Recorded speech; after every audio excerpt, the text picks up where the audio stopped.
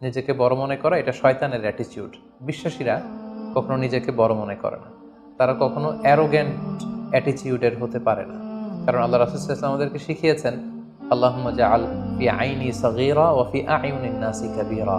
হে আল্লাহ, আপনি আমার চোখে আমাকে ছোট বানান, মানুষের চোখে আপনি আমাকে বড় বানান। আসসালামু আলাইকুম ওয়া রাহমাতুল্লাহি ওয়া বারাকাতুহু। নাহমাদুহু ওয়া নুসাল্লি আলা রাসূলিহিল কারীম। আম্মা বা'দু ফাআউযু বিল্লাহি মিনাশ শাইতানির রাজীম। বিসমিল্লাহির রহমানির রহিম। আদম আলাইহিস সালাম, তিনি হচ্ছেন আবুল বাশার, মানবমণ্ডলীর আদি পিতা। তিনি পৃথিবীর প্রথম মানুষ এবং প্রথম নবী। গোটা মানবমণ্ডলীর মধ্য থেকে আল্লাহ তাআলা আদম আলাইহিস সালামকে পৃথিবীর প্রথম মানুষ এবং প্রথম নবী হিসেবে বাছাই করেছেন। আর আমরা পৃথিবীতে যারা আছি, আমরা সবাই হচ্ছি বানি আদম বা আদম আলাইহিস সালামের বংশধর। আল্লাহ তাআলা আদম আলাইহিস সালামকে সৃষ্টি করার অনেক আগে এই পৃথিবীতে প্রথমে জিন তৈরি করেছিলেন। আল্লাহ তাআলা ইরশাদ করছেন, ওয়াল জান্না খলাকনাহু মিন ক্বাবলু মিন নারিস সামুম। আর আমি মানব জাতি সৃষ্টির অনেক আগে প্রজ্বলিত আগুনের শাখা থেকে জিন জাতিকে তৈরি করেছি। আল্লাহ তাআলা যখন আদম আলাইহিস সালামকে সৃষ্টি করবেন বলে চিন্তা করলেন, আল্লাহ তাআলা সিদ্ধান্তটি ফেরেশতাদের সাথে শেয়ার করলেন। আল্লাহ তাআলা বললেন, ইন্নী জাআইলুন ফিল আরদি খলিফা। ওহে ফেরেশতারা, আমি পৃথিবীতে আমার রিপ্রেজেন্টেটিভ, আমার প্রতিনিধি হিসেবে মানুষ তৈরি করতে যাচ্ছি। যেহেতু জিন জাতিরা পৃথিবীতে আদম আলাইহিস সালামের আগেই অনেক রক্তপাত করেছিল, বিশৃঙ্খলা সৃষ্টি করেছিল, সেই অভিজ্ঞতার আলোকে সেই ডিসকাশনে আল্লাহ তাআলার সাথে ফেরেশতাদের ডিসকাশনে ফেরেশতারা তাদের মতামত পেশ করলেন। তারা বললেন তাদের অভিজ্ঞতার আলোকে, ক্বালু আতাজআলু ফিহা মান ইউফসিদু ফিহা ওয়া ইয়াসফিকুদ দিমা। অর্থাৎ, হে আল্লাহ, আপনি কি এমন কোনো জাতি তৈরি করবেন যারা পৃথিবীতে ফাসাদ সৃষ্টি করবে, ক্যাওস করবে, রক্তপাত করবে? নাহনু নুসাব্বিহু বিহামদিকা ওয়া নুকদ্দিসু লাক। আমরা তো আপনার তাসবিহ পড়ি, আপনার প্রশংসা করি, আমরাই তো ভালো, কেন আপনি আবার মানুষ বানাতে যাবেন? আল্লাহ তাআলা বললেন, ইন্নী আ'লামু মা লা তা'লামুন। হে ফেরেশতারা, আমি এমন কিছু জানি যেটা তোমরা জানো না। আল্লাহ তাআলার এই সিদ্ধান্তের কথা যখন তিনি ফেরেশতাদেরকে জানিয়ে দিলেন যে আমি মানুষ বানাতে যাচ্ছি, অতঃপর আল্লাহ তাআলা তার সিদ্ধান্ত অনুযায়ী তিনি মানুষ তৈরি করলেন। আদম আলাইহিস সালাম হচ্ছে এই পৃথিবীর সর্বপ্রথম মানব। তিনি আদম আলাইহিস সালামকে মাটি থেকে তৈরি করেছেন। এই ভূপৃষ্ঠের যত জায়গায় যত ধরনের মাটি আছে, সব মাটিগুলোকে সেখান থেকে কিছু কিছু অংশ নিয়ে আল্লাহ তাআলা আদম আলাইহিস সালামকে তৈরি করলেন। আল্লাহ তাআলা ইরশাদ করছেন, ইন্নী খালিকুম বাশারাম মিন তিন।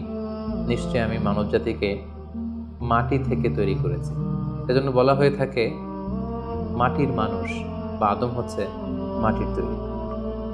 বেসিকলি আমরা সবাই আমাদের মা এবং বাবা থেকে তৈরি হয়েছি, তাদের স্পার্ম থেকে, ওভাম থেকে।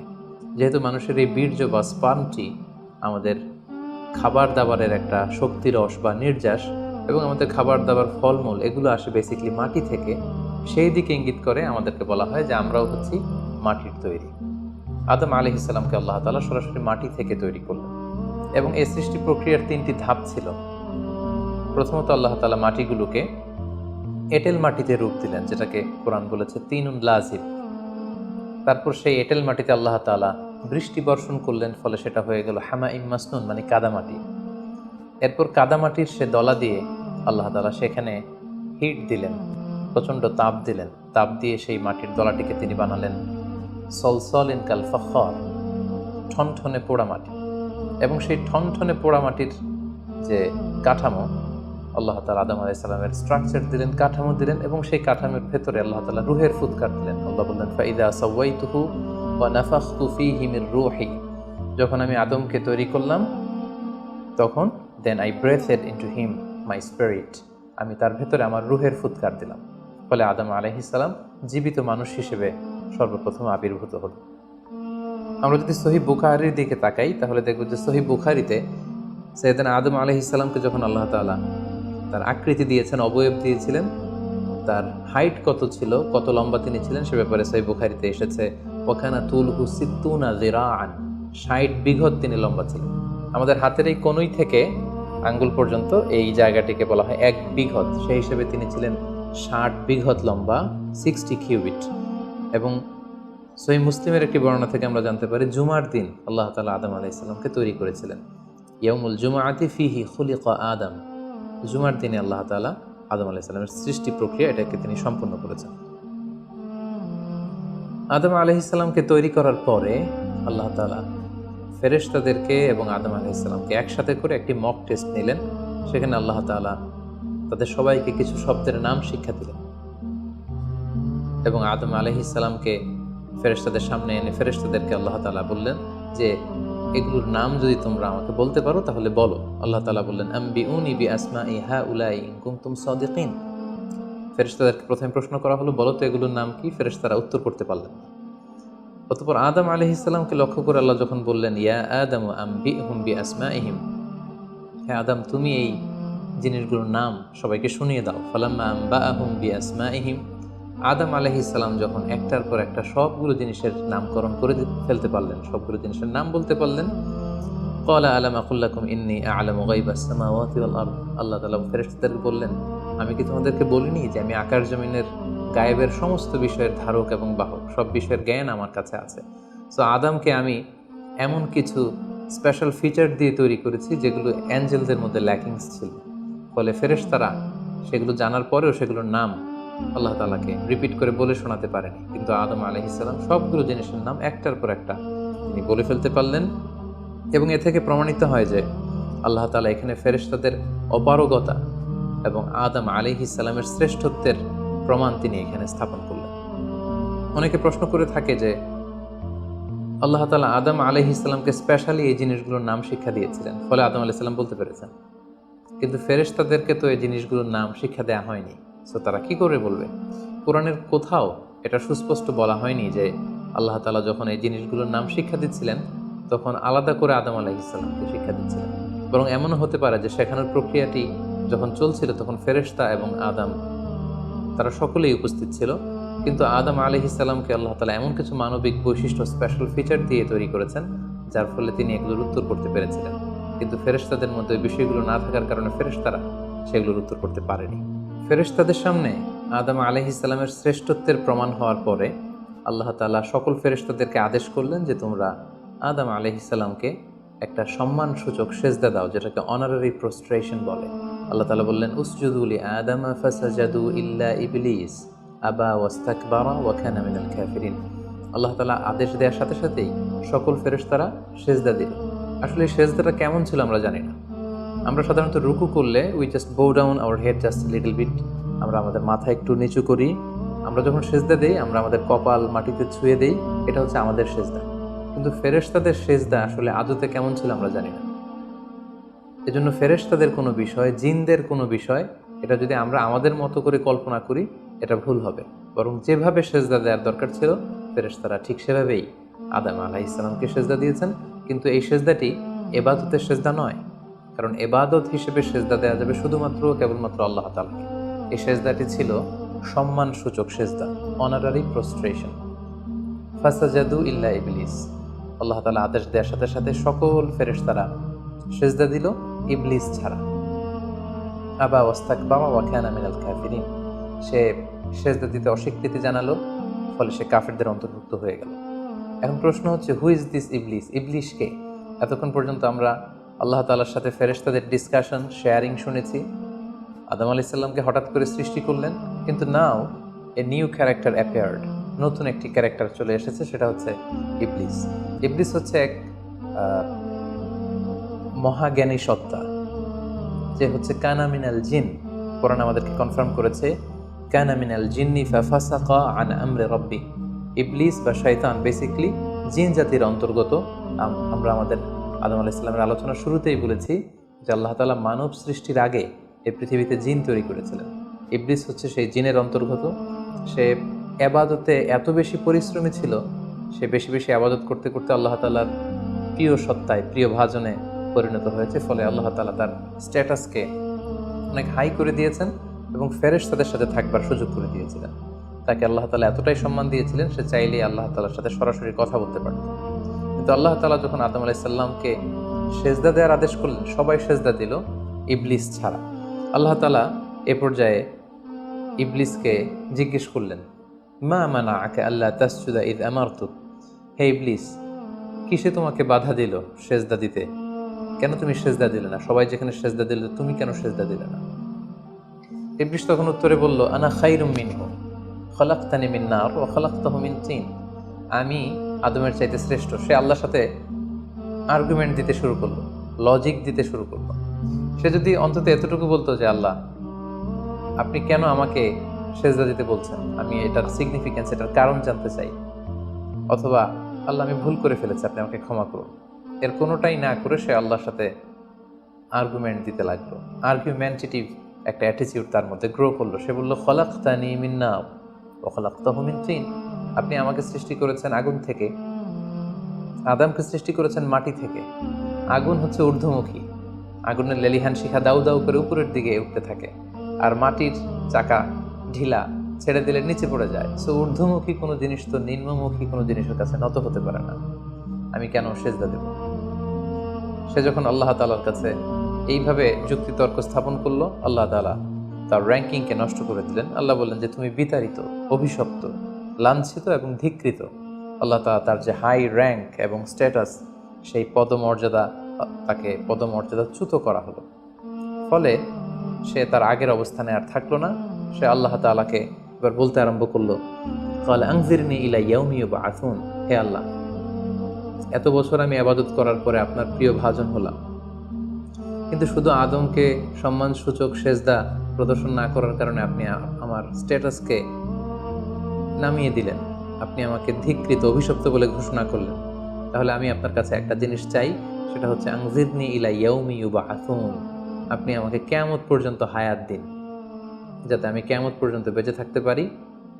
এবং সে শুধু আল্লাহর সাথে আর্গুমেন্ট দিয়েই ক্ষান্ত হয়নি, সে এ পর্যায়ে আল্লাহ তাআলাকে চ্যালেঞ্জ ছুড়ে দিল। বেসিকলি, যদিও ইবলিস এত এত ইবাদত করে আল্লাহ তাআলার প্রিয় হয়েছিল, ফেরেশতাদের পর্যায়ে চলে গিয়েছিল, আল্লাহ তাআলা তার সাথে ডিরেক্টলি কথা বলতো, কিন্তু ইবলিসের ভেতরে একটা সুপ্ত অহমিকা বোধ ছিল।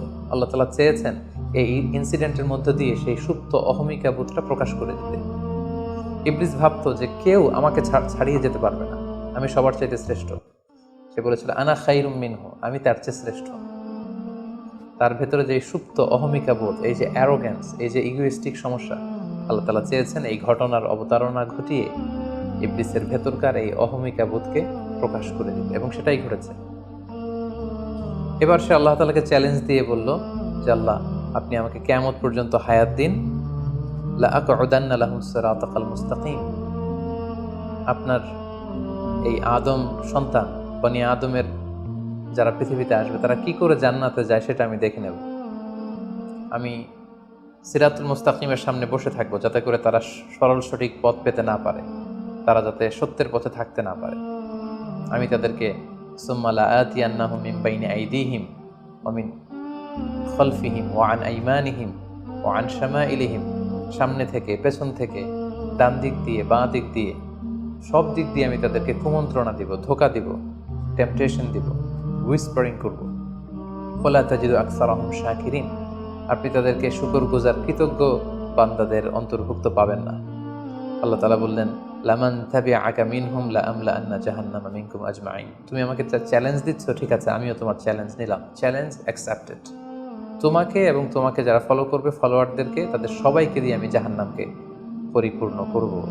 আল্লাহ তাআলা ইবলিসকে কিয়ামত পর্যন্ত হায়াত দিলেন, তার চ্যালেঞ্জ গ্রহণ করলেন, এবং ইবলিসও তার মিশন এবং ভিশন ফিক্স করে নিল যে যে আদমের কারণে আজকে আমি এতটা ধিক্কৃত, অভিশপ্ত, লাঞ্ছিত, সে আদমকে এবং সে আদমের সন্তানদেরকে, বনি আদমকে আমি জাহান্নামে ঢুকানোর আগ পর্যন্ত ক্ষান্ত হব না। এবং আল্লাহ রাসূল সাল্লাল্লাহু আলাইহি ওয়াসাল্লাম বললেন যে ইন্না শাইতানা ইয়াজরি মিনাল ইনসানি মাজরাদ দাম, মানুষের রক্ত প্রবাহের সাথে ইবলিস মিশে যেতে পারে, সেখানে যে সে কুমন্ত্রণা দিতে পারে। সেই ঘটনার পর থেকে আল্লাহ তাআলার সৃষ্টির, দুইটি শক্তিশালী সৃষ্টির মধ্যে তৈরি হয়ে গেল চিরশত্রুতা, চিরবিদ্বেষ, চিরদ্বন্দ্ব, শয়তান আর বনি আদম।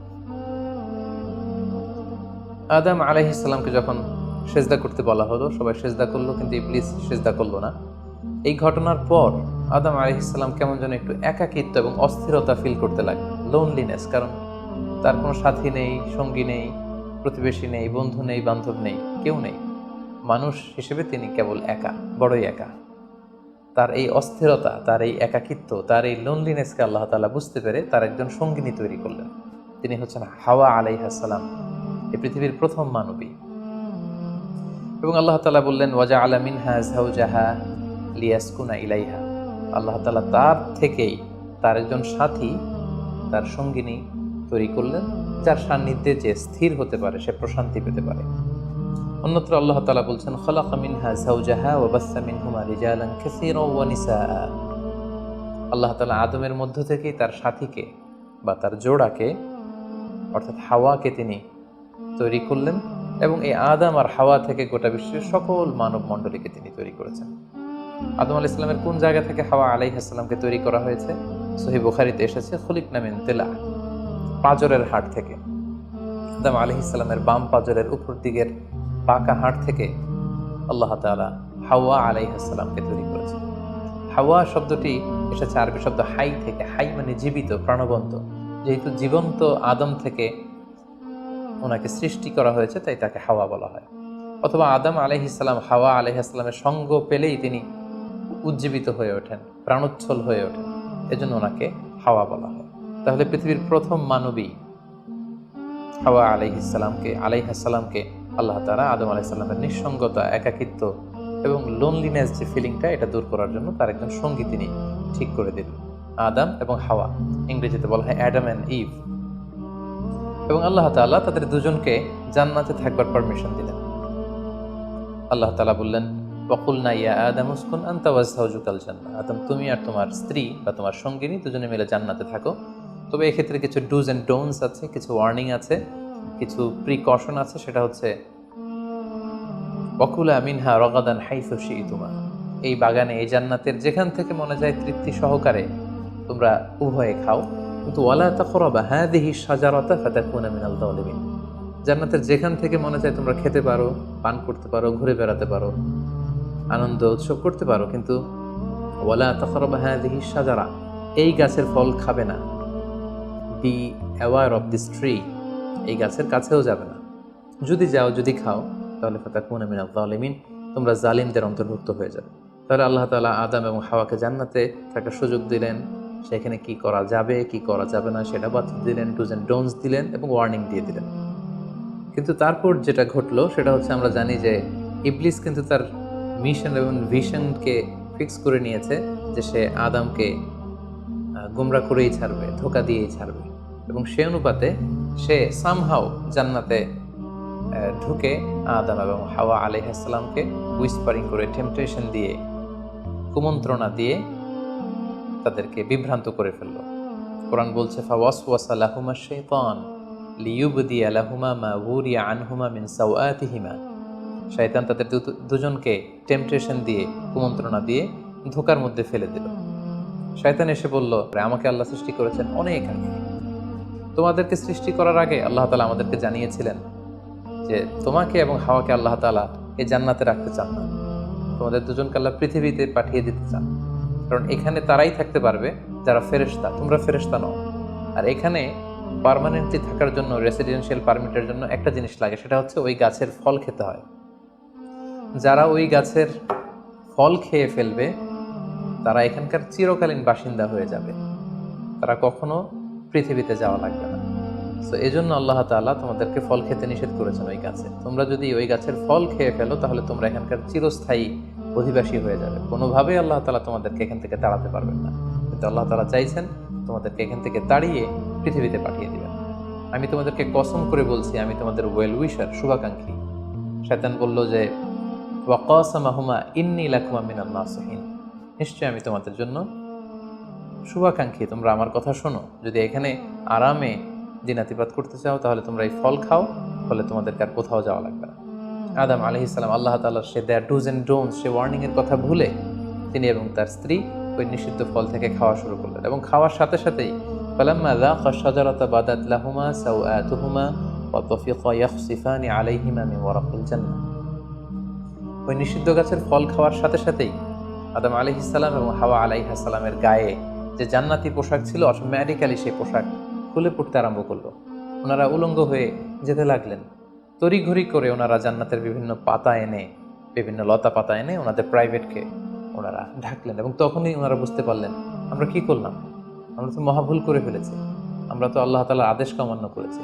আল্লাহ তাআলা সাথে সাথে বললেন, আলাম আনহাকুমা আন তিলকুমা শাজারা, আদম এটা তোমরা কি করলে, আমি তো এটা কখনো এক্সপেক্ট করিনি, আমি কি তোমাদেরকে নিষেধ করিনি এই গাছের ফল খেতে, এবং আমি কি তোমাদেরকে বলে দেইনি যে ইন্না শাইতানা লাকুম আদুউম মুবিন, শয়তান তোমাদের সুস্পষ্ট চিরশত্রু, কেন তোমরা এই কাজটা করলে? আদম আলাইহিস সালাম এবং হাওয়া আলাইহিস সালাম ওনারা লজ্জিত হলেন, ওনাদের কাজের জন্য ওনারা লজ্জিত হলেন। আল্লাহ তাআলা বলছেন, ওয়ালাকাদ আহিদনা ইলা আদামা মিন ক্বাবলু ফানাসিয়া ওয়া লাম নাজিদ লাহু আজমা, আমি আদমকে ওসিয়ত করেছিলাম যে এই কাজটি তুমি করো না, কিন্তু আদম আলাইহিস সালাম ভুলে গিয়েছেন। আল্লাহ তাআলার আদেশ পালনে আল্লাহ বলছেন আমি আদমকে দৃঢ় প্রত্যয়ী পাইনি। ফলে আদম আলাইহিস সালাম এবং হাওয়া আলাইহিস সালাম ওনারা নিজেদের ভুল বুঝতে পারলেন এবং অনুতপ্ত হলেন, লজ্জিত হলেন, আল্লাহ তাআলার কাছে ক্ষমা চাইতে লাগলেন। আল্লাহ তাআলা তাদেরকে ক্ষমার কিছু বাক্য শিখিয়ে দিলেন। ফাতালাক্কা আদামু মির রাব্বিহি কালিমাত, কিছু বাক্য শিখিয়ে দিলেন। সেই বাক্যগুলো কি ছিল? সেগুলো ছিল রব্বানা যালামনা আনফুসানা ওয়া ইল্লাম তাগফির লানা ওয়া তারহামনা লানাকুনান্না মিনাল খাসিরিন, হে আল্লাহ আমরা জুলুম করে ফেলেছি আমাদের নাফসের উপর, আমরা ভুল করেছি, আপনি যদি আমাদেরকে ক্ষমা না করেন, যদি রহম না করেন, আমরা তো ক্ষতিগ্রস্তদের অন্তর্ভুক্ত হয়ে যাব। আদম আলাইহিস সালাম এবং হাওয়া আলাইহিস সালাম উভয়ে অনুতপ্ত হলেন, লজ্জিত হলেন এবং চোখের পানি ছেড়ে এই দোয়াটি পড়ে পড়ে আল্লাহ তাআলার কাছে ক্ষমা চাইলেন, এবং আল্লাহ তাআলা তাদের উভয়কে ক্ষমা করে দিলেন।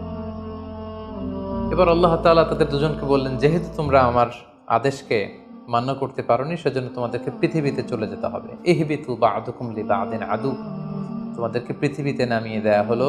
ওয়ালাকুম ফিল আরদি মুস্তাকাররু ওয়া মাতাউন ইলা হিন, এই পৃথিবী হবে তোমাদের আবাসস্থল, এই পৃথিবীতে অনেক জীবন উপকরণ তোমাদের জন্য থাকবে। ফিহা তাহিয়াউন ওয়া ফিহা তামুতুন ওয়া মিনহা তুখরাজুন, you live there, you die there, and you will be resurrected from there. তোমরা পৃথিবীতে বসবাস করবে, পৃথিবীতেই তোমাদের মৃত্যু হবে, এবং এই পৃথিবীর কবর থেকেই, মাটি থেকেই তোমাদেরকে আবার আমি পুনরুত্থান করব, and this is my decision. আদম আলাইহিস সালাম এবং হাওয়া আলাইহিস সালাম পৃথিবীর প্রথম মানব এবং মানবীকে জান্নাত থেকে আল্লাহ তাআলা পৃথিবীতে নামিয়ে দিলেন, এবং আল্লাহ বললেন যে তোমাদেরকে নামিয়ে দিয়ে আমি ক্ষান্ত হচ্ছি না।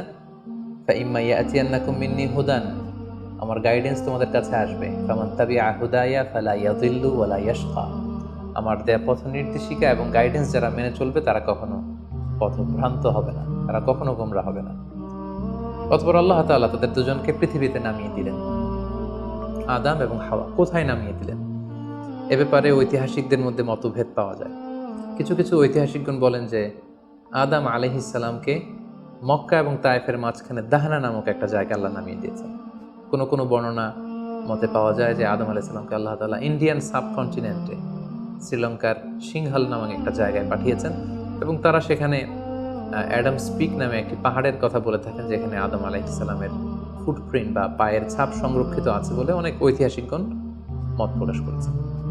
হাওয়া আলাইহিস সালামকে সৌদি আরবের জেদ্দা নগরীতে আল্লাহ তাআলা নাজিল করেন বলে অনেক ঐতিহাসিকগণ মতামত দিয়েছেন। তাহলে তারা পৃথিবীর এক এক দিকে এক একজন, অনেক দিন পরে তারা দুজন সৌদি আরবের জাবালে রাহমা, যেখানে বিদায় হজের ভাষণ দিয়েছিলেন আল্লাহ রাসূল সাল্লাল্লাহু আলাইহি ওয়াসাল্লাম, ময়দানটাকে বলা হয় ময়দানুল আরাফাত, আরাফাতের ময়দানে ওনারা আবার রিইউনাইটেড হয়েছেন এই পৃথিবীর বুকে।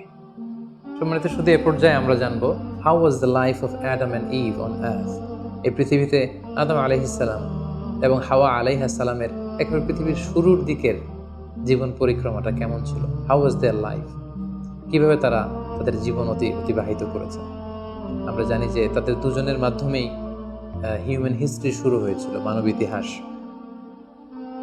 তাদের জীবন পরিক্রমাটা কিছুটা ভিন্ন, আমাদের চাইতে ভিন্ন, যেহেতু তারাই পৃথিবীর প্রথম মানব এবং মানবী। তাদের কোনো প্রতিবেশী নেই, তাদের কোনো বন্ধু বান্ধব নেই, পৃথিবীতে আর কোনো মানুষ তাদের আশেপাশে ছিল না, শুধু তারাই। তো সেক্ষেত্রে এক আল্লাহ তাআলার ইবাদত ছাড়া তাদের মৌলিক যে কাজটা ছিল সেটা ছিল পপুলেশন, কাল্টিভেশন অ্যান্ড কনস্ট্রাকশন। কী করে জনসংখ্যা বৃদ্ধি করা যায় পৃথিবীতে, কী করে সন্তান লালন পালন করা যায়, কী করে চাষাবাদ করা যায়, কী করে ফার্মিং করা যায়, এবং কী করে মানব সভ্যতার বিনির্মাণ করা যায়, এটাই ছিল পৃথিবীর প্রথম মানব এবং এই মানবীর প্রধানতম দায়িত্ব।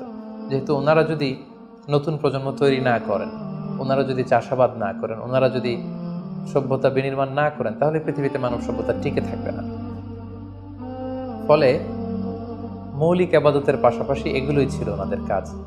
আল্লাহ তাআলা সব শিখিয়ে দিলেন কিভাবে গাছ রোপণ করতে হয়, কিভাবে চাষাবাদ করতে হয়, কিভাবে ছাগল গরু এগুলো লালন পালন করতে হয়, এবং সেখান থেকে কিভাবে দুধ দহন করে নিজেদের খাবারের যোগান দিতে হয়। বেসিকলি আদম আলাইহিস সালামের কাছে যে সহিফাগুলো নাজিল হয়েছিল, সেখানে শরীয়তের মূলনীতির চাইতে কিভাবে পৃথিবী আবাদ করতে হবে এই বিষয়গুলোই বেশি স্থান পেয়েছিল। এক্ষেত্রে সবচেয়ে মজার ব্যাপার হচ্ছে আদম আলাইহিস সালামের এই জীবন পরিক্রমার সবচেয়ে গুরুত্বপূর্ণ একটি মজার বিষয় হচ্ছে যে কিছুদিন পরেই তাদের কুলকে আলোকিত করে, তাদের সংসারকে আলোকিত করে নতুন প্রজন্ম আসতে শুরু করলো। এবং আদম আলাইহিস সালাম এবং হাওয়া আলাইহিস সালামের মাধ্যমে যে সন্তানরা পৃথিবীতে আসতো, তারা ছিল অলওয়েজ টুইন বেবি বা যমজ সন্তান হিসেবে আসতো। সর্বপ্রথম আল্লাহ তাআলা তাদেরকে একটি সন্তান, একটি ছেলে সন্তান এবং একটি মেয়ে সন্তান দিয়ে ধন্য করলেন, এবং তারা তাদের নাম রাখলেন, ছেলেটির নাম রাখলেন কাবিল, মেয়েটির নাম রাখলেন আকলিমা। এবং তারপরের বছর আবারও হাওয়া আলাইহিস সালাম গর্ভবতী হয়ে সন্তান জন্ম দিলেন। সেক্ষেত্রেও একটি ছেলে একটি মেয়ে, কারণ এই ছেলে মেয়েদের বিয়ে দেওয়ার তখন পদ্ধতি ছিল, এই বছর যেই ছেলে জন্মগ্রহণ করেছে সেই ছেলের সাথে পরের বছরের মেয়ের বিয়ে হতো, এবং এই বছর যে মেয়ে জন্মগ্রহণ করেছে তার সাথে পরের বছরের ছেলের সাথে এভাবে ক্রসিং সিস্টেমে বিয়ে হতো। যেহেতু পৃথিবীতে আর কোনো মানুষ তাদের আশেপাশে ছিল না, ফলে নিজেদের ভাই বোনদের মধ্যে বিয়ে হতো, তবে ওলট পালট করে। তো এর ফলে বাই ডিফল্ট আদম আলাইহিস সালামের ছেলে কাবিলের ভাগ্যে এসে জুটল তার পরের টার্নের যে বোন জন্মগ্রহণ করেছে হাবিলের সাথে, তার নাম ছিল লাবুদা। লাবুদার সাথে কাবিলের বিয়ে হবে এবং হাবিলের সাথে ইকলিমার বিয়ে হবে, এটাই ফিক্স করা হলো। কিন্তু এখানে একটি সমস্যা দেখা দিল, সেটি হচ্ছে ইকলিমা ছিল খুবই সুন্দরী, she was a very beautiful lady. ফলে কাবিল এটা মেনে নিতে পারে। সে প্রশ্ন উত্থাপন করলো যে কেন আমি লাবুদাকে বিয়ে করব? লাবুদা হচ্ছে কিছুটা শ্যামলা প্রকৃতির, আমি তাকে বিয়ে করব না, বরং আমার সাথে আমার যে বোন জন্মগ্রহণ করেছে সে ইকলিমাকে আমি বিয়ে করব। আদম আলাইহিস সালাম বললেন, না, এটা আল্লাহর দেয়া আদেশ। তোমার সাথে তোমার যে যমজ বোন জন্মগ্রহণ করেছে তাকে তুমি বিয়ে করতে পারবে না, বরং তোমার পরে হাবিল এবং লাবুদা যে জন্মগ্রহণ করেছে সে লাবুদা হবে তোমার স্ত্রী, এবং তোমার সাথে তোমার যে বোন আকলিমা জন্মগ্রহণ করেছে সে আকলিমা হবে হাবিলের স্ত্রী। কিন্তু কাবিল এটা সহজে মেনে নিতে পারেনি। ফলে সে এখানে প্রশ্ন উত্থাপন করলো এবং সে বলল যে আমি আকলিমাকে বিয়ে করতে চাই। দেখা দিল এক মহা সমস্যা। তখন আল্লাহ তাআলা আদম আলাইহিস সালামকে জানিয়ে দিলেন, ঠিক আছে, হাবিল এবং কাবিলকে কুরবানি করতে বলো, যার কুরবানি কবুল হবে সেই আকলিমাকে পাবে। এবং তখন কুরবানির সিস্টেম ছিল, কোরবানি করে চলে আসার পরে আকাশ থেকে আগুন এসে যেই কোরবানিকে ঝলসে দিত, সেই কোরবানিটা আল্লাহ তাআলার কাছে কবুল হয়েছে বলে ধরে নেওয়া হতো। আদম আলাইহিস সালামের ছেলে কাবিল বেসিক্যালি চাষি ছিল, সে এক বস্তা গম আল্লাহর রাস্তায় কোরবানি করলো। আর হাবিল সে মেষ চড়াতো, ছাগল চড়াতো, সে একটি বকরি জবাই করে আল্লাহর রাস্তায় কুরবানি করলো। এবং তারা অপেক্ষা করতে লাগলো যে কার কুরবানি কবুল হয়। দেখা গেল আকাশ থেকে আগুন এসে হাবিলের বকরি বা ছাগলটাকে ঝলসে দিয়েছে, কিন্তু কোনো আগুন এসে কাবিলের গমের বস্তাকে বা গমের স্তূপকে ঝলসে দেয়নি। ফলে প্রমাণিত হলো যে হাবিলের কুরবানি আল্লাহ তাআলার দরবারে কবুল হয়েছে, এবং আল্লাহ তাআলার দেয়া আগের বিধান অনুযায়ী হাবিলই আকলিমাকে বিয়ে করার সুযোগ পাবে। এই কথাটি আল্লাহ তাআলা খুব সুন্দর করে কোরআনুল কারীমে উল্লেখ করেছেন। আল্লাহ বলছেন, ফাতুকুব্বিলা মিন আহাদিহিমা ওয়া লাম ইউতাকাব্বাল মিনাল আখার। তাদের একজনের কুরবানি কবুল হলো, আরেকজনেরটি হলো না। ফলে হাবিল আকলিমাকে বিয়ে করার সুযোগ পেল। কিন্তু কাবিল এতে আরো প্রচন্ড জেলাসি ফিল করতে লাগলো।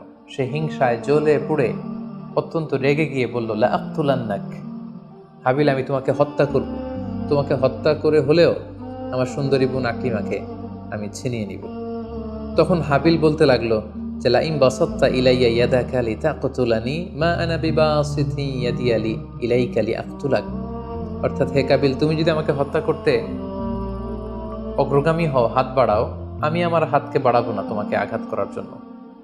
কারণ তুমি যদি আমাকে হত্যা করো তাহলে আমার পাপ, তোমার পাপ সবটাই তোমার ঘাড়ে বর্তাবে, আর আমি এত বড় পাপ কাজ কখনোই করতে চাই না।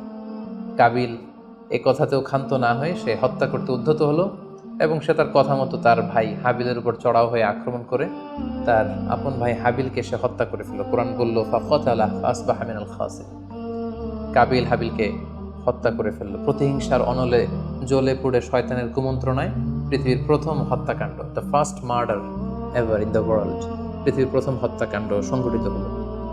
এবং হত্যাকারী ছিল আদম আলাইহিস সালামের ছেলে কাবিল, এবং এই পৃথিবীর প্রথম নিহত মানুষের নাম হচ্ছে হাবিল। সহিহ বুখারীতে আল্লাহ রাসূল সাল্লাল্লাহু আলাইহি ওয়াসাল্লাম ইরশাদ করেছেন, আউয়ালু মান সান্নাল কতলা, কাবিল হচ্ছে ওই ব্যক্তি যে পৃথিবীতে সর্বপ্রথম হত্যার ট্র্যাডিশন চালু করেছে।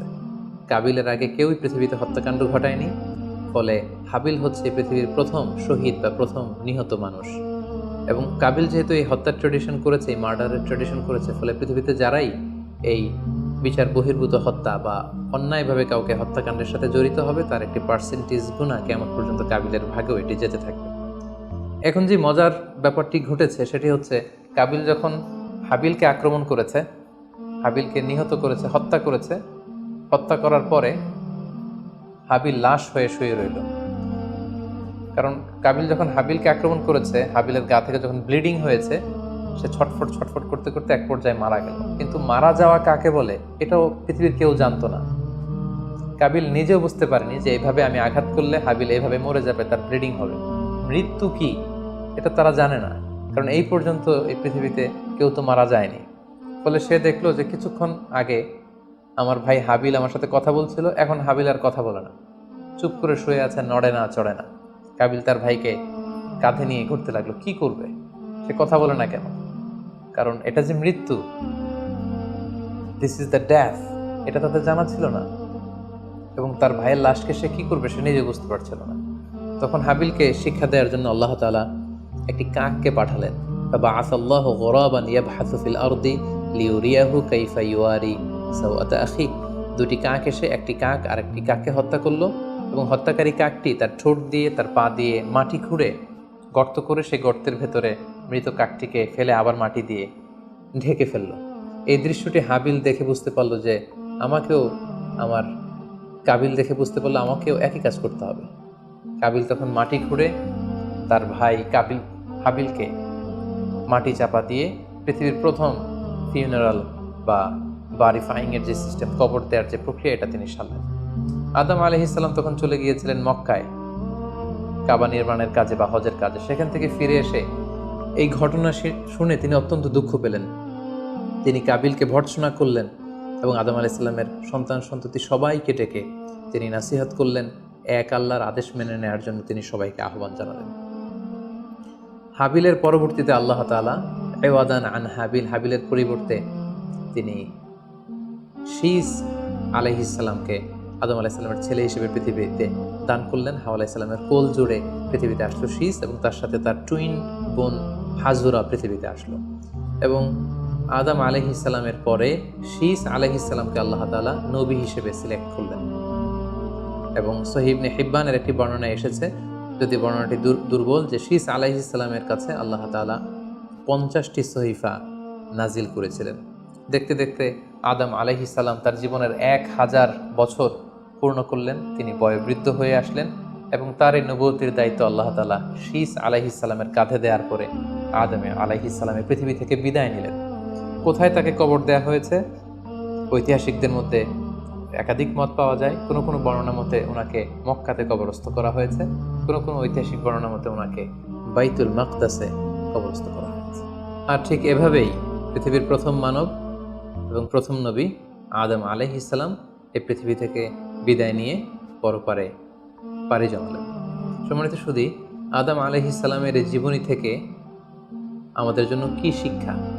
কেন আল্লাহ তাআলা কালামুল্লাহ মাজিদে কুরআনুল কারীমে নবীদের ঘটনাগুলো বর্ণনা করেছেন? কেন আদম আলাইহিস সালামের ঘটনা আমাদেরকে শুনিয়েছেন? নিশ্চয়ই এর পেছনে কারণ রয়েছে। সেটি হচ্ছে আমরা যাতে করে এই জীবনী থেকে আমাদের প্রাত্যহিক জীবনের জন্য শিক্ষা, লেসন, এগুলো যাতে গ্রহণ করতে পারি। আদম আলাইহিস সালামের এই বর্ণাঢ্য জীবনী থেকে, সংগ্রামী জীবনী থেকে আমরা কি শিখতে পারি, কি কি লেসন আমাদের জন্য রয়েছে, এ পর্যায়ে আদম আলাইহিস সালামের জীবনী থেকে শিক্ষাগুলো আমরা আলোচনা করব। আদম আলাইহিস সালামের জীবনী থেকে প্রথম যে শিক্ষাটা আমরা পাই সেটা হচ্ছে সৃষ্টির জন্য অহংকার করা বা অ্যারোগেন্স এটা শোভা পায় না। অহংকার করা এটা হচ্ছে স্রষ্টার বৈশিষ্ট্য। কোনো সৃষ্টি কখনো অহংকার করতে পারে না। আল্লাহ তাআলা বলেছেন হাদিসে কুদসিতে, আল কিবরিয়া উরিদা ই, অহংকার হচ্ছে আমার চাদর, এজন্য যে অহংকার করবে ওকে আমি জাহান্নামে নিক্ষেপ করব। কিন্তু শয়তানের ক্ষেত্রে আমরা এই মিস্টেকটাই দেখেছি। সে অহংকারের ফাঁদে পা দিয়ে আল্লাহ তাআলার আদেশ অমান্য করেছে এবং সে ধিক্কৃত অভিশপ্ত একটা সত্তায় পরিণত হয়েছে। এবং সে বলেছে যে আনা খাইর মিনহু, আমি আদমের চাইতে শ্রেষ্ঠ। কোনো বিশ্বাসী, কোনো প্র্যাকটিসিং মুসলিম কখনো নিজেকে বড় মনে করতে পারে না। ইসলাম আমাদেরকে এটা শেখায় না।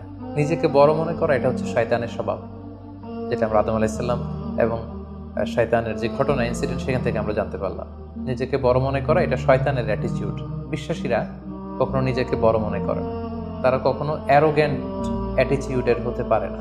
কারণ আল্লাহ রাসূল সাল্লাল্লাহু আলাইহি ওয়াসাল্লাম আমাদেরকে শিখিয়েছেন, আল্লাহুম্মা জাআল ফি আইনি সাগীরা ওয়া ফি আ'ইউনিন নাসি কাবীরা, হে আল্লাহ আপনি আমার চোখে আমাকে ছোট বানান, মানুষের চোখে আপনি আমাকে বড় বানান। আপনি নিজেকে কখনো বড় বলে উপস্থাপন করতে পারবেন না। আপনি বড় এটা আপনার মুখে বলা শোভা পায় না, বরং আপনি বড় কিনা ছোট এটা মানুষ প্রমাণ করবে, সেটা মানুষ ডিসাইড করবে। এজন্য আল্লাহ রাসূল সাল্লাল্লাহু আলাইহি ওয়াসাল্লাম বলতেন, হে আল্লাহ আমার চোখে আপনি আমাকে ছোট বানান, মানুষের চোখে আপনি আমাকে বড় বানান।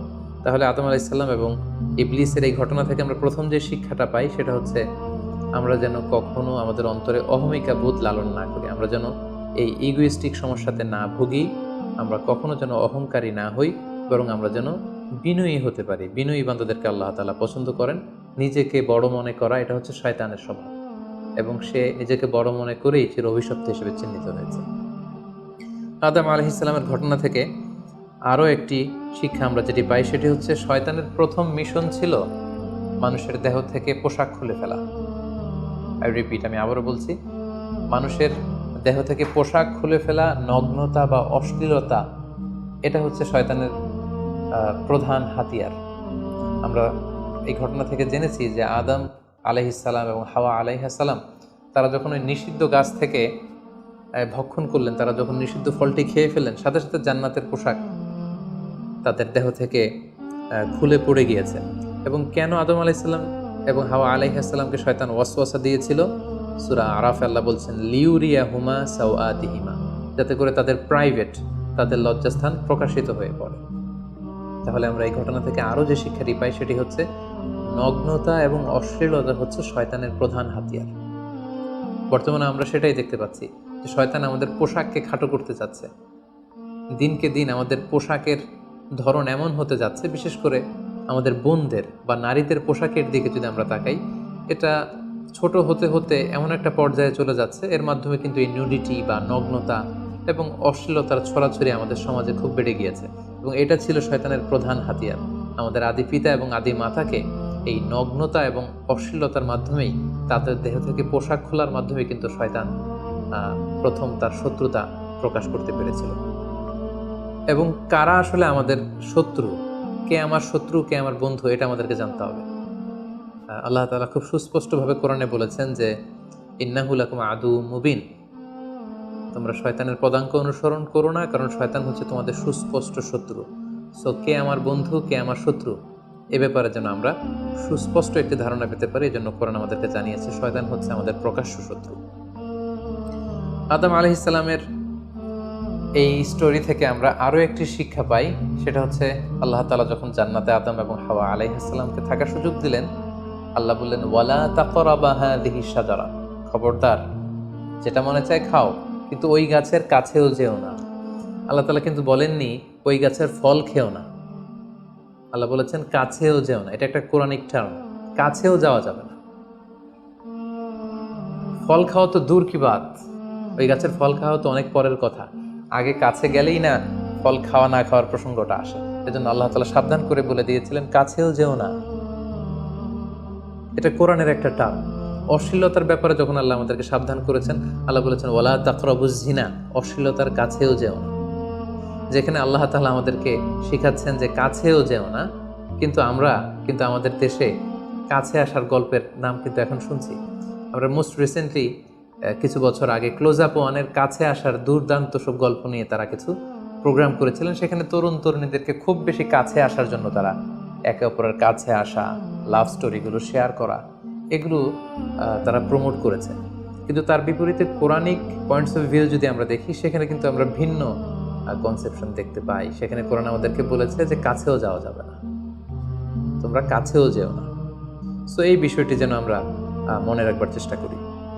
আদম আলাইহিস সালামের ঘটনা থেকে আরও একটি শিক্ষা আমরা পাই, সেটা হচ্ছে শয়তান সবসময় আমাদেরকে অস্থির বানাতে চেষ্টা করে। মানে আমার আরও লাগবে, আমার আরও চাই, আমার আরও পেতে হবে। যেমন জান্নাতে নিঃসন্দেহে আদম এবং হাওয়া আলাইহিস সালামের জন্য কোনো অভাব ছিল না, সব কিছু সেখানে ছিল। তারপরেও কেন তাদেরকে যেটাকে নিষিদ্ধ করা হয়েছে ওই ফল কেন খাওয়া লাগবে?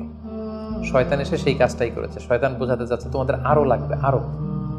এই অফুরন্ত খাবার এবং নাজ নেয়ামতে তোমাদের হবে না, বরং যেটা আল্লাহ নিষেধ করেছে ওইটাতেই যেতে হবে। সো এটা হচ্ছে শয়তানের একটা ধোঁকা দেওয়ার পদ্ধতি। শয়তান সবসময় আমাদেরকে আরও চাই, আমাদের আরও লাগবে, আরও পাওয়ার জন্য শয়তান আমাদেরকে উৎসাহিত করে। এরকম আরও আরও করে যখন আমরা এসবের পেছনে ছুটতে থাকি, ফলে আমরা অস্থির হয়ে উঠি। শয়তান কখনোই চায় না আমরা যেন প্রশান্ত চিত্তের অধিকারী থাকি, আমরা যেন ধীরস্থির থাকি। আপনি যখনই ধীরস্থির হবেন, আল্লাহর সিদ্ধান্তে যখন আপনি সন্তুষ্ট হবেন, তখনই আপনার মনে একটা প্রশান্তি চলে আসবে। ফলে আপনি তখন আল্লাহকে নিয়ে ভাবার সুযোগ পাবেন, আপনার জীবনকে নিয়ে সন্তুষ্ট হবেন। তখন আপনার মধ্যে একটা কামনেস, একটা ট্রাঙ্কুইলিটি চলে আসবে। কখনোই শয়তান এটা চায় না, বরং শয়তান সবসময় একটা প্রতিযোগিতার মধ্যে রেখে আরও লাগবে, আরও চাই, এরকম একটা উন্মাদনা, অস্থিরতা শয়তান সবসময় আমাদের মধ্যে ছড়িয়ে দিতে চায়। এই গল্প থেকে আমরা আরও একটি জিনিস শিখতে পারি, সেটা হচ্ছে দ্য পাওয়ার অফ দোয়া। দোয়ার যে কত বড় শক্তি।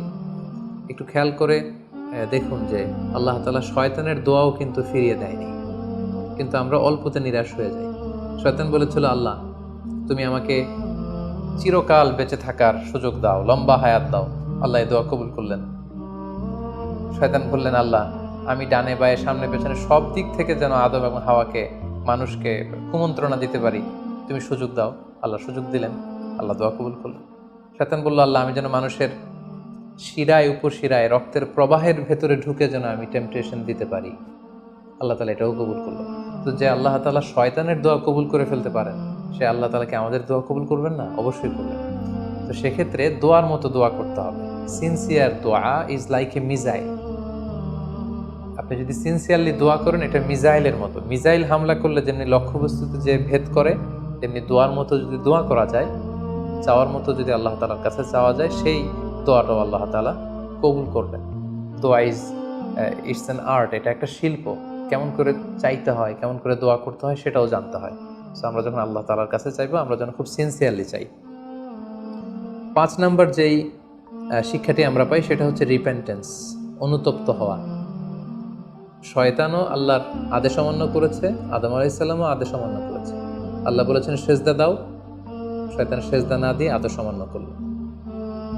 আল্লাহ তাআলা আদমকে বলেছেন এই গাছের কাছে যেও না, আদম আলাইহিস সালাম ভুল করে খেয়ে তিনিও আদেশ অমান্য করলেন। পার্থক্যটা কোথায়? পার্থক্য হচ্ছে শয়তান ভুল করে সে ভুলের উপর অটল থেকে গিয়েছিল, অহংকার করেছিল। কিন্তু আদম আলাইহিস সালাম ভুল করে তিনি অনুতপ্ত হয়েছিলেন। শয়তান ভুল করে ভুলের উপর স্থির থাকে, আর আল্লাহর প্রিয় বান্দারা ভুল করে তারা আল্লাহ তাআলার কাছে ক্ষমা চায়। আমরা মানুষ হিসেবে আমাদের ভুল হতেই পারে, এটা খুবই স্বাভাবিক। কুল্লুকুম খাত্তা, তোমরা সবাই পাপী, ওয়া খায়রুল খাত্তাইনা তাওয়াবুন। এই পাপীদের মধ্যে সবচেয়ে শ্রেষ্ঠ পাপী হচ্ছে যে পাপী পাপ করার পরে আল্লাহ তাআলার কাছে তওবা করে, অনুতপ্ত হয়।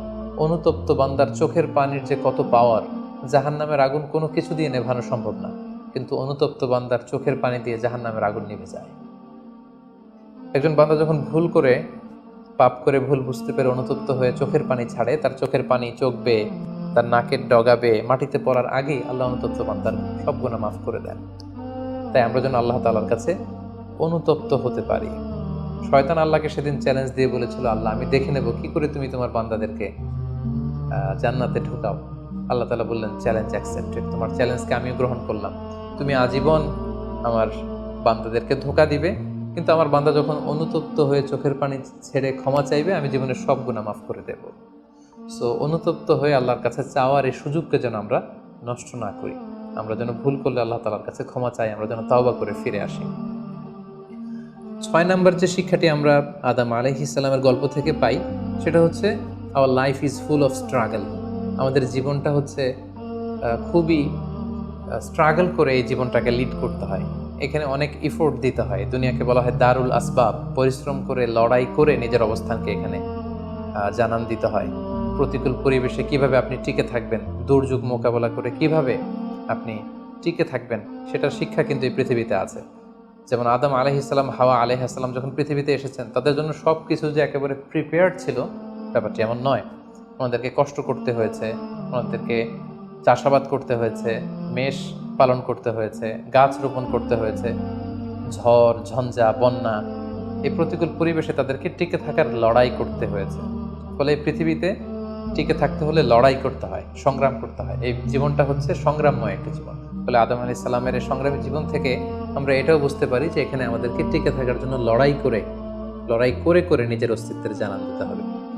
সর্বশেষ আদম আলাইহিস সালামের জীবনী থেকে যে আমরা শিক্ষাটি পাই সেটা হচ্ছে এই পৃথিবীতে অনেক ধরনের ফিতনা আছে, এর মধ্যে নারী ঘটিত ফিতনা একটি বড় ধরনের ফিতনা, এবং এই পৃথিবীর প্রথম যে হত্যাকাণ্ড সেটা নারী ঘটিত কারণেই হয়েছে। এবং সহিহ মুসলিম আল্লাহ রাসূল সাল্লাল্লাহু আলাইহি ওয়াসাল্লাম বলেছেন, ফাইন্না আউওয়ালা ফিতনাতি বানি ইসরাঈল কানাত ফিন্নিসা, বনি ইসরাইলের প্রথম ফিতনাও নারীদের ব্যাপারেই ঘটেছে।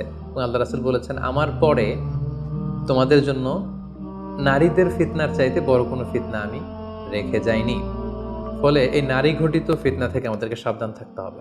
বর্তমানেও যখন আমরা পত্রপত্রিকা খুলি প্রায় কিন্তু আমরা এই ধরনের অশ্লীলতা, নগ্নতা, ধর্ষণের মতো জঘন্য ঘটনার কথা আমরা শুনি। এতে করে আমরা বুঝতে পারছি যে নারী ঘটিত ফিতনাটা আসলেই অনেক বড় ফিতনা। এক্ষেত্রে আসলে নারীদেরকে ব্লেম করা হচ্ছে না, এক্ষেত্রে উভয়ই সমানভাবে অপরাধী। নারী পুরুষ উভয়কে আল্লাহ তাআলা তাদের চোখকে অবনমিত রাখতে বলেছেন। এই হাদিস দ্বারা এটা প্রমাণ হয় না যে নারীদেরকে ব্লেম করা হচ্ছে, বরং ঘটনাটা যেহেতু নারী কেন্দ্রিক সেহেতু নারী ঘটিত ফিতনার কারণে পৃথিবীতে প্রথম হত্যাকাণ্ড ঘটেছে, এবং এখনও এ জাতীয় ঘটনার কারণে অনেক ধরনের ফাসাদ ফিতনা সমাজে ছড়িয়ে পড়ছে। সো আমাদেরকে আদম আলাইহিস সালামের জীবনী থেকে আরও একটি শিক্ষা হচ্ছে এই নারী ঘটিত ফিতনা থেকে বেঁচে থাকার জন্য নারী পুরুষ উভয়কেই তাদের নজর বা দৃষ্টির লাগাম টেনে ধরতে হবে। দৃষ্টিকে যদি আমরা নিয়ন্ত্রণ করতে না শিখি তাহলে ফিতনা কমানো সম্ভব না। আল্লাহ রাসূল সাল্লাল্লাহু আলাইহি ওয়াসাল্লাম বলেছেন, আন-নাযার সাহমুন মিন সিহামি ইবলিস, দৃষ্টি হচ্ছে শয়তানের বিষ মাখানো তীরবানের মধ্য থেকে একটি তীর। এই বিষ মাখানো তীর দিয়ে শয়তান নারী পুরুষকে কাবু করে অশ্লীলতার পথের দিকে নিয়ে যায়। সম্মানিত শুধু এই ছিল আদম আলাইহিস সালামের সংগ্রামী জীবন কাহিনী এবং ওনার জীবনী থেকে আমাদের জন্য কিছু লেসন বা শিক্ষা। আল্লাহ তাআলা আমাদের সবাইকে নবীদের রেখে যাওয়া পথ এবং মতে তাদের অনুসৃত পথে আমাদেরকে পরিচালিত করুক। আসসালামু আলাইকুম ওয়া রাহমাতুল্লাহি ওয়া বারাকাতুহু।